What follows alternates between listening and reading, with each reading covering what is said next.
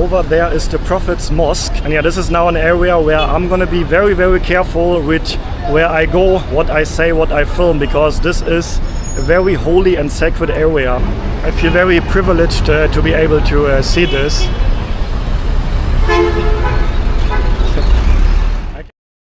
Just like many other Muslim-majority countries, Saudi Arabia often gets a bad rap in the West, mainly due to how it's portrayed in mainstream media.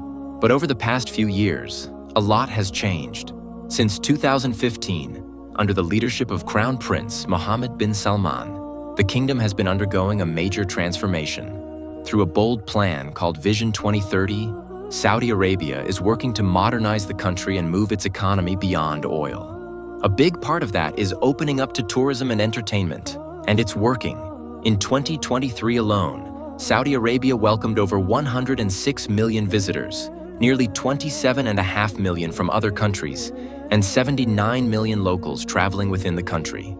Ken, Alan, and Steve are just a few examples of Western tourists who decided to visit Saudi Arabia and see the truth for themselves.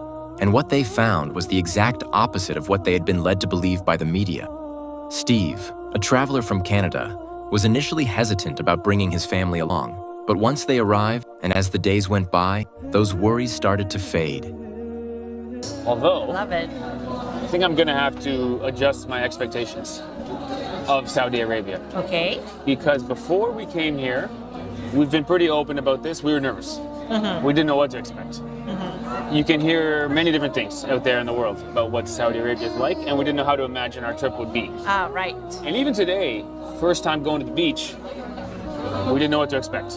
That's A right. little bit nervous to some degree.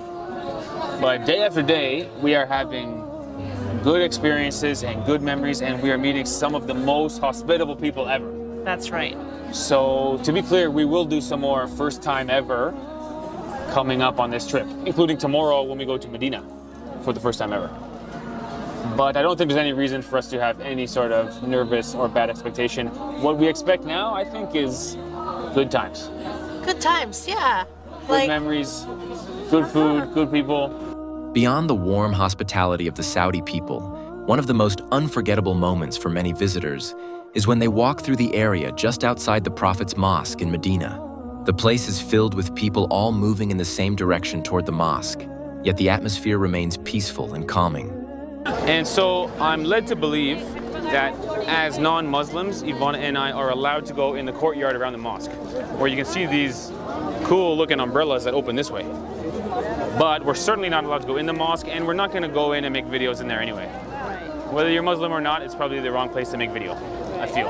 But coming here, you can still feel the gravity of it. And like Ivana said, it's amazing to see so many people around of clearly different races. It really is something to be in a place where it feels like everyone is here for the same reason.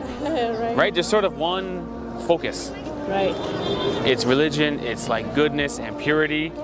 All these hotels, really this whole community of people is here for one religion and because of one person, one prophet. Amazing. Almost make you emotional, right? It's like Wow. huge community.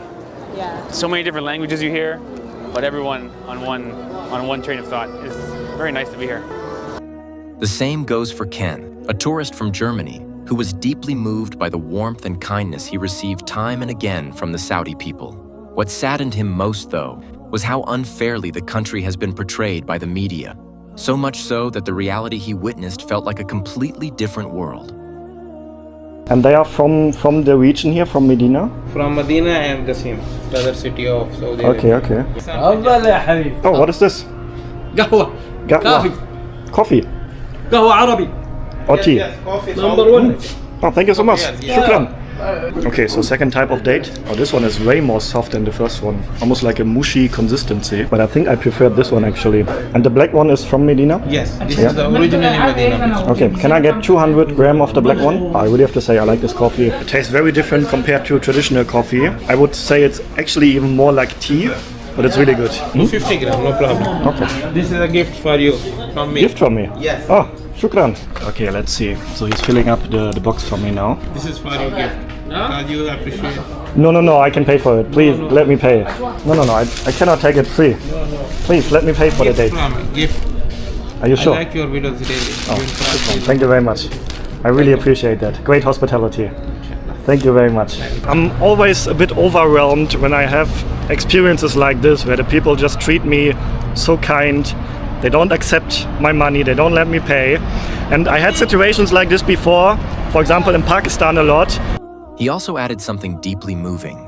Every time he visited a Muslim-majority country, one thing always stood out: the kindness and the hospitality. And yet, he couldn't help but feel a little sad, because despite all that warmth, these countries are so often portrayed in a negative light. You know, actually I want to mention something. I visited quite a few Muslim countries so far, like Malaysia, Pakistan, Saudi Arabia, Oman, just to name a few. And I always find that the hospitality in these countries is outstanding. It's the best hospitality I ever experienced is in Muslim majority countries, and that is quite outstanding because in the Western world many people have negative views towards Muslims. That's the sad reality, unfortunately. Getting such kind and warm treatment everywhere he went, he couldn't help but feel a little ashamed. It made him reflect on how tourists in his own country, especially those coming from Muslim-majority nations, might not receive the same level of hospitality, openness, or respect. That realization really stuck with him. I can definitely say that if a Muslim traveler, let's say a young man from Saudi Arabia, travels to my country, Germany, and I'm really ashamed to say that, he would not be welcomed like I'm welcomed here. It almost makes me emotional that it is like that, you know. Yeah. Whew, okay. Aside from the incredible hospitality of the Saudi people, one of the most unforgettable moments for him was visiting the area just outside the Prophet's Mosque in Medina. He described the atmosphere as deeply spiritual and emotionally moving, unlike anything he had ever experienced before. Okay, I'm sitting here next to the main entrance now, and I decided that I'm not going to go any closer than this, just to be as respectful as possible. And I really have to hold back my tears here, to be honest. I can really feel the power to this place. It's such a magical place, and I can really feel this place is special, and this place is holy and sacred, and I feel very privileged to be able to see this. I can only imagine how it must feel to come here as a Muslim. Like it must feel so much more powerful if you come here as a Muslim than it feels to me at the moment. His journey to Saudi Arabia turned out to be more than just a vacation. It was a perspective shift. What started with hesitation ended with admiration. He even said that if he ever meets people from Muslim-majority countries visiting Germany, he'll do everything he can to return the kindness he received. Though with a hint of honesty, he added, he can't promise the same from everyone else back home. And to everyone from these Muslim countries, if you're traveling to Germany, if I am meeting you there, you can be sure that I would welcome you the same way. The same way that I get treated here, I would welcome not only Muslim visitors, but visitors from all over the world in my country, Germany, as well. But unfortunately, I can't say the same about many of my fellow Germans.